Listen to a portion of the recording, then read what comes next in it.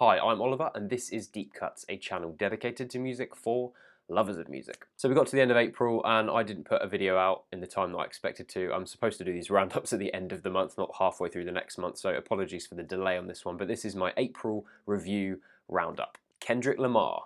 Damn. So as I mentioned in the hype video the other week, this was the first Deep Cuts listening party we did. And since that 3 weeks has been passed, I've had this album on pretty much on repeat, and it has kept me consistently engaged. We're slowly coming up to a month since its release, and I really do think that this is a great album. What I admire about Kendrick so much as an artist is his insistence to craft a vision. Since Good Kid, Mad City was released, each of these 3 albums that we've had have crafted their own kind of unique aesthetic, and I don't really like using that word, but that's what it is. It's like an aesthetic, a sonic aesthetic, a visual aesthetic, and he's done the same here with Damn, and I think it's now part of the Kendrick Lamar experience. People have come to expect that of him. Cries of more conventionality on this record compared to Good Kid, Mad City or To Pimp a Butterfly, I think are valid to a point, but I think when you start digging deeper into the album and listening to it more and more, they become the surface level. There's a lot more here than just those conventional sonic traits. I love the dark, paranoid colour this record has, and you can hear it bleeding out of those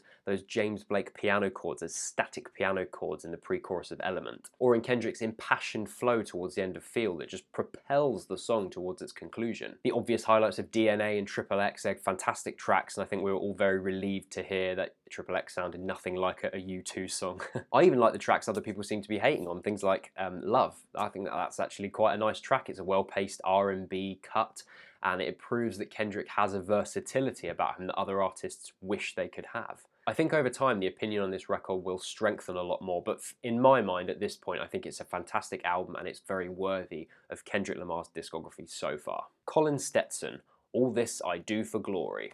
I kid you not, I picked a day that was overcast purposefully so the light wouldn't keep coming in and out of the shots. And funnily enough, the sun's just come out, so thanks fucking lot. I don't know how many of you will have come across Colin Stetson's music, but he's a saxophonist with an experimental edge. He's a very gifted player technically and knows his instrument like the back of his hand, and that's what gives his music such a unified physicality. Throughout his composition, you'll hear him really working the instrument, making use of the percussive quality of the valves, singing through the reed, producing these gargantuan squeals and textures that you just wouldn't expect to come from an instrument like a saxophone. Or maybe the squeals, but you know, the percussive stuff and everything, it just shows how well-rounded or how versatile a woodwind instrument can be. And that's the reason I wanted to put this record onto the April Roundup. I mean, it's such a unique example of performance from one person, one instrument, but also it might challenge some of those preconceived notions you might have about what a woodwind instrument can sound like and the versatility of it. All This I Do for Glory is 6 tracks of warping texture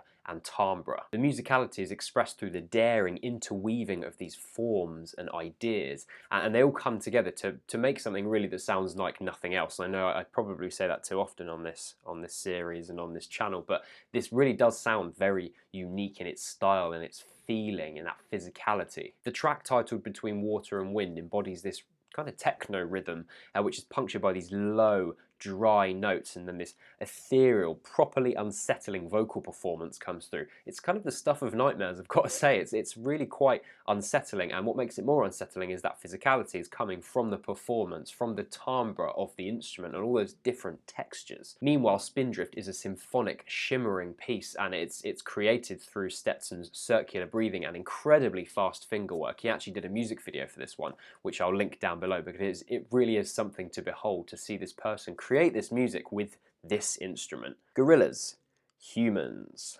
Uh-oh. So we did a listening party for this one too, and it's safe to say that the reaction wasn't quite the same as it was with Damn. You know, we've had the VR apps, we've had all of this extended hype over released music videos and tracks and listening parties around the world and Demon Day Festival, all of these things that has contributed to this gargantuan expectation for this record. To me, Humanz is a great example of an artist or artists endlessly tinkering and playing with tracks in the studio, getting really inside themselves whilst they do it. And what happens is that there's actually no personality left here. All that's left is a very shiny, sterile artifice. I feel like there's no other way I can really describe my opinion on this album other than almost complete failure. The tracks on this record are mostly the sound of failed experimentation. That's what it sounds like to me. It sounds like Albarn and Co. really pushing to make something unique here, and what's come out is something that has no personality. It's brimming with features, which again, just it really stops the coherent feeling of an album. There's no coherence here from track to track, and that's why a lot of people, I think, claim that it sounds like a playlist. It sounds like an endless playlist of forgettable tracks that don't really fit together very well. Even when I expected a feature to elevate a track like Submission, for example, Danny Brown's vocals just do not fit with that production. I mean, it's nothing on Danny at all, it's just I don't really see why he had to be shoehorned in there. It's almost like some of the features have been used to mask the fact that the songwriting here isn't very good for the most part. De La Soul and Auto-Tune, why?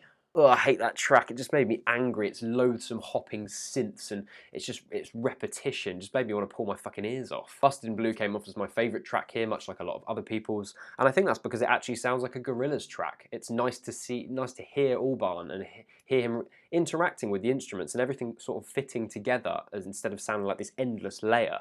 These endless layers of ideas in the studio that have all just been packed together to the point where it's just a mush. All this, that whole album just sounds like mush to me. It's musical mush, and I definitely won't be returning to it anytime soon. Gas, Narkopop. This is a record I actually got really excited about, being a big fan of the other Gas releases, and Gas is the project of ambient techno artist Wolfgang Vogt, and yes, Vogt is the correct way to pronounce it before you say it's Voigt, it's not, it's Vogt.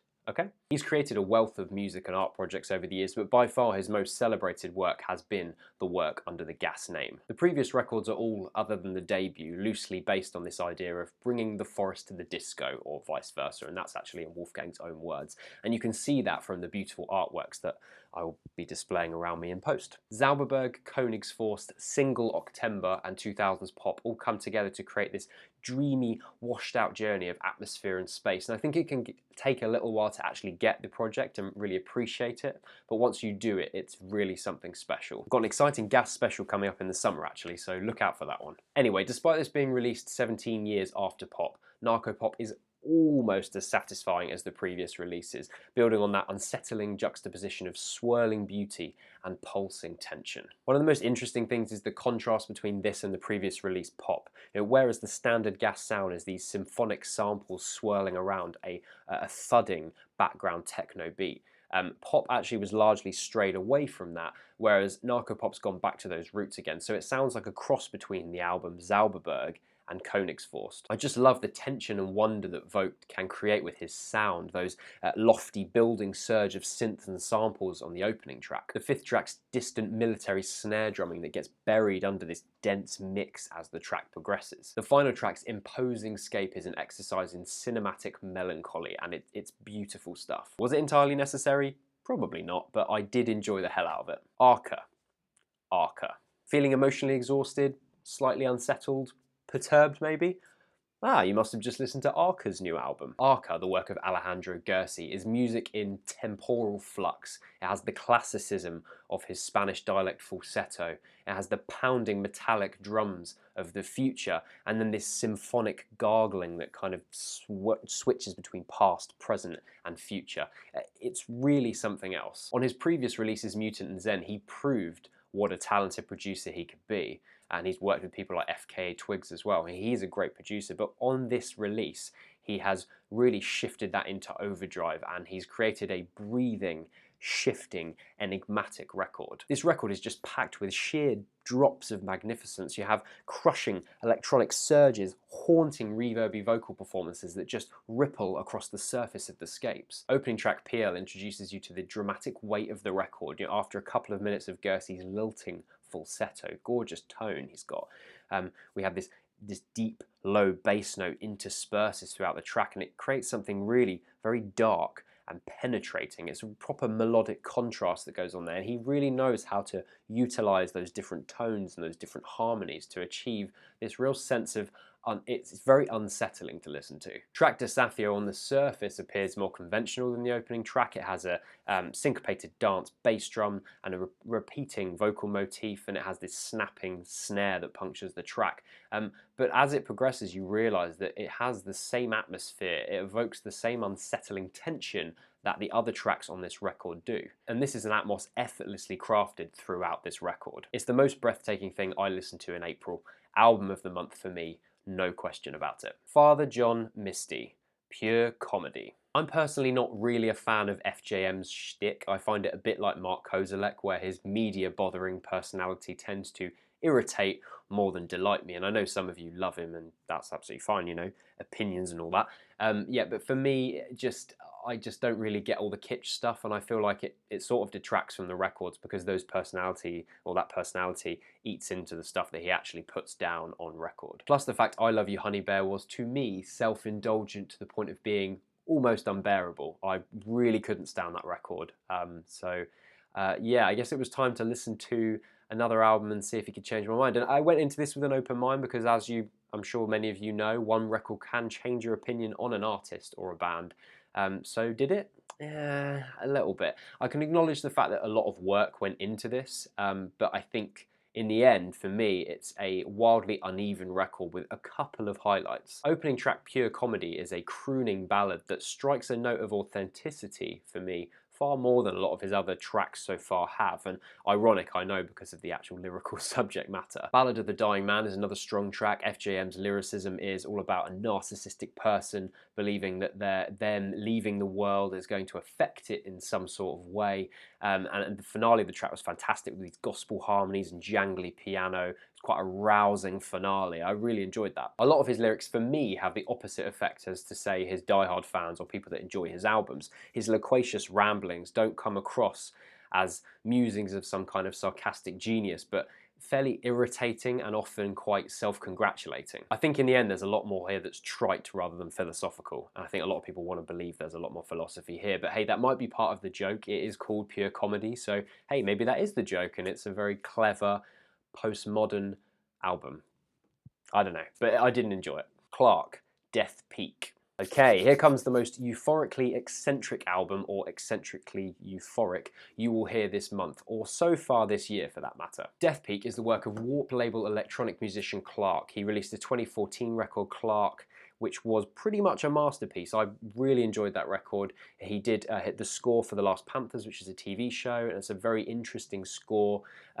He is someone that people have started really paying attention to over the last few years, and his music seems to just be getting better and better.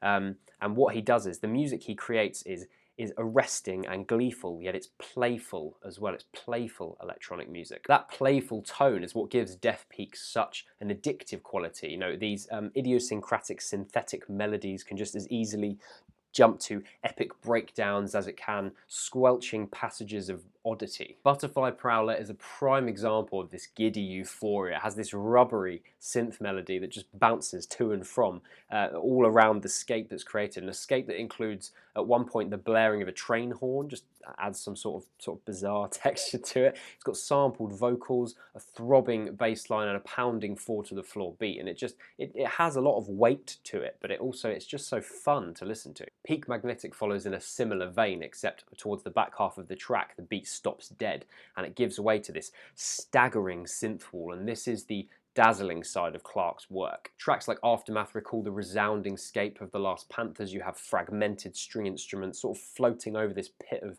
glassy synths. Final track, Un-UK, ends this brilliant record, and it's a 9-minute track that flows viscerally from section to section. You have moments of straightforward prettiness that break down into these massive wall of sound skittering dread moments, and then all of a sudden that gives away to this sort of luscious, refined beauty. An absolute belter of a record, and it sits just behind Arca for record of the month. Mew, Visuals. I don't know how many of you are aware of Mew, but they've always been fascinating to me because they refuse to have a concrete definition for their music. It's because their music flows between a number of different sounds, and I suppose if you were going to try and define it, it would sit somewhere along the prog pop line, whatever that means. A Danish band that have been putting out work since 1997. Their defining record came out in 2003. It was called Frengers, And it's a genuinely fantastic record because it perfects that stadium pop sound, but it has a razor edge and sharp intelligence. For me, they never quite equaled that record, and with the departure of founding member and guitarist Bo Madston, I was intrigued to see what would happen to their sound, whether it would change, whether it would go down a different route. My general feeling listening to this record is that the core sound of Mew is sort of still there, albeit a little less sharp and a bit more prone to a sort of toothache sugariness than before. Don't get me wrong, that's always been an element of their sound, but I feel like on this record the tracks just get lost in this mawkish sentiment, which is really disappointing. The subversion of that saccharine pop sound is what I like so much about Mew's earlier work, and I feel like on this record they've lost the subversive bit and all that's left is that syrupy gloop on top. Take opening track Nothingness and No Regrets. The tom rhythms and the vocal harmonies, it all just sounds a bit Coldplay-ish to me. No offense to Coldplay tracks, but it's also straightforward stadium pop sound. And I'm not really looking for that in my Danish razor blade pop prog band. You could go and listen to any sort of average mainstream pop band if you wanted to hear that sound. If you haven't heard these guys before, go and listen to Frengers, but not this. Stephan, Meidell, Metrics. Another record released through my beloved Hubro label. Honestly, I'm going to have to start getting these buggers to pay me because I talk about them so damn much. This is the best techno-baroque hybrid album I've heard all month, strangely enough. Stephan Meidell is a guitarist and composer whose musical palette traverses a wide range of genres and styles. He's also in the brilliant band Cakewalk, a jazz prog experimental trio that just put their album Ishihara out on the Hubro label too, so check that out. A little like that feeling of brimming physicality you got with the Colin Stetson record, Metrics achieves something similar, but instead of a single body this time, it's lots of warm bodies packed into a room. Feels like they're working so hard to achieve this twisting, breathing, kinetic energy. To experience state one off of this album is like stepping into another world. A deep sub-bass backline pounds along as prepared piano and harpsichord weave together to develop this mesmeric texture. And the whole thing, tracks and textures get added more and more until the whole thing becomes unbearably tense. The album's mercurial electronics somehow unify seamlessly alongside prepared piano, baroque violin, harpsichord, clarinet, hardanger fiddle. That's something you wouldn't expect to so easily cohere, but it really does. I really hope some of you go and check out Metrics because it's a different kind of release. It's taking those baroque influences, it's taking more contemporary techno influences, and it's melding them together in a really interesting way, and hopefully that challenges you as a listener and you find that an interesting thing to experience. So let me know if you do check it out and what your thoughts are on it. Hubro once again support an artist with a unique vision and idea, and I'll say it once again, one of the most exciting labels around. So there are all the albums I listened to in April. If you were going to check out a few, I would say check out Kendrick Lamar's Damn, you check out Stephan Meidell's Metrics, check out Clarke's Death Peak, and check out Arca's Arca, because those 4 albums are the albums that I really enjoyed this month. Thanks a lot for watching, and I'll see you next week with my Twin Peaks music special. See you then.